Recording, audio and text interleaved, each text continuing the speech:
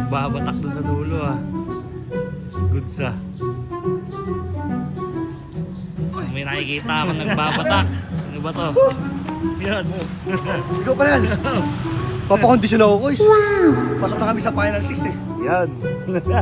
Isa lang naman gusto ko makakalaban team dun eh. Sino ba? Boss George. Boss George. Napakambal ko eh. Ayaw tanggapin na ano, na talagang di na siya over sa akin. Yun ako, mag-ready na daw. Boss George. Sa totoo lang, boys, yun lang inaano ko. Kahit patalo na kami sa lahat, talunin lang namin yun. Yun ako. Yun Oh. na yung mortal enemy namin eh. Paano, Boss George? Mag-ready na daw. Oo. Upload mo yan, boys, ha? Oo. Para makakita ng lahat. Kondisyon. Alam, kondisyon na to. Tingnan mo na yung dala ko.